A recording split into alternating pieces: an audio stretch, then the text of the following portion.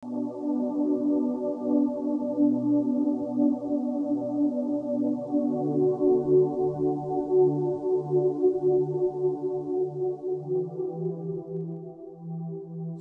sahabat-sahabat yang terkasih, selamat pagi. Kita bertemu lagi dalam renungan dan doa pagi Kristen di Bijaksana Channel. Sebelum memulai renungan ini, mari kita berdoa. Tuhan Allah kami yang bertata di dalam kerajaan sorga, terpujilah namamu kekal selama-lamanya. Terima kasih untuk perlindungan-Mu bagi kami di sepanjang malam ketika kami tertidur. Sekarang kami akan bersaat teduh untuk mengawali hari kami yang baru, dan biarlah kiranya pengurapan yang dari Engkau memenuhi kami dan hikmat-Mu menuntun kami dalam melakukan segala aktivitas kami pada hari ini.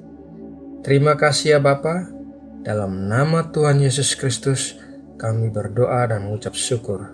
Haleluya. Amin. Saudaraku, seringkali kita mendengar orang-orang mengatakan bahwa kesempatan tertentu hanya datang satu kali dalam hidup dan tidak akan pernah datang lagi. Oleh karena itu, kita harus cepat-cepat mengambil kesempatan itu ketika berada di depan mata kita, karena kesempatan yang hilang atau terlewatkan pasti membawa kesedihan dan penyesalan. Nah, bagaimana reaksi saudara apabila saya mengatakan bahwa kita memiliki Allah yang senang memberikan kita anugerah kesempatan kedua, ketiga, kelima, bahkan ke-100? Mari kita baca Mazmur 103 ayat 8. Tuhan adalah penyayang dan pengasih, panjang sabar dan berlimpah kasih setia. Kita memiliki Tuhan yang begitu mengasihi kita, sehingga Ia terus-menerus memberikan kita kesempatan-kesempatan di dalam hidup kita.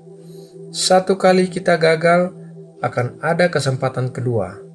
Dua kali kita gagal, akan ada kesempatan ketiga, dan seterusnya. Contoh anugerah kesempatan kedua tertulis dalam kitab Yunus di Alkitab Perjanjian Lama. Kita semua tahu tentang kisah Yunus ini. Tuhan menyuruh Yunus pergi ke Niniwe untuk memberitakan pertobatan. Akan tetapi, Yunus memilih untuk menghindari Tuhan dan pergi ke Tarsis.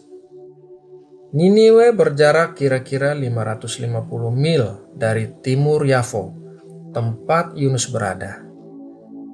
Akan tetapi, Yunus memilih untuk pergi ke Tarsis yang berjarak 2.500 mil dari barat Yafo.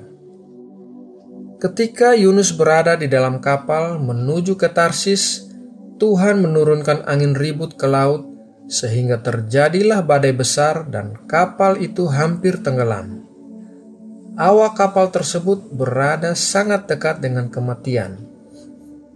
Saudaraku, ketika kita memilih untuk lari, menghindari kehendak Tuhan, kita akan mempengaruhi juga orang-orang di sekeliling kita.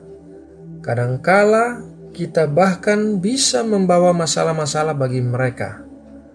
Selain itu, ketika kita memutar kembali kepada kehendak Tuhan, kita harus membayar harga perjalanan yang lebih jauh, yang mana seharusnya kita menempuh jarak 550 mil, sekarang kita harus menempuh jarak 550 mil ditambah 2.500 mil untuk sampai pada kehendak Tuhan. Nah, kembali kepada kisah Yunus. Tuhan memberikan anugerah kesempatan kedua kepada Yunus untuk kembali kepada kehendak Tuhan, yaitu pergi ke Niniwe untuk memberitakan pertobatan. Yunus mengambil kesempatan kedua dari Tuhan, dan sebagai hasilnya, kota Niniwe bertobat. Lebih dari 120.000 orang selamat. Kota Niniwe juga mendapatkan anugerah kesempatan kedua. Saudaraku yang terkasih, mungkin ada di antara saudara yang sedang menyesali kesempatan-kesempatan yang hilang dalam hidup saudara. Akan tetapi ketahuilah bahwa kita memiliki Allah yang pengasih dan penyayang, Allah yang panjang sabar dan berlimpah kasih setianya. Allah akan memberikan kita kesempatan kedua, ketiga, dan seterusnya, meskipun kesempatan itu tidak persis sama seperti kesempatan yang telah hilang. Namun akan ada kesempatan-kesempatan bagi kita apabila kita berbalik dari jalan pemberontakan kita dan kembali kepada kehendak Tuhan. Demikianlah renungan singkat kita pagi hari ini, dan untuk menutup renungan pagi ini, mari kita sama-sama berdoa. Ya Tuhan Allah kami, ada kesempatan-kesempatan yang hilang dalam hidup kami dan kami menyesalinya. Akan tetapi, kami percaya bahwa Engkaulah Allah yang hidup, Allah yang pengasih dan penyayang, panjang sabar dan berlimpah kasih setia.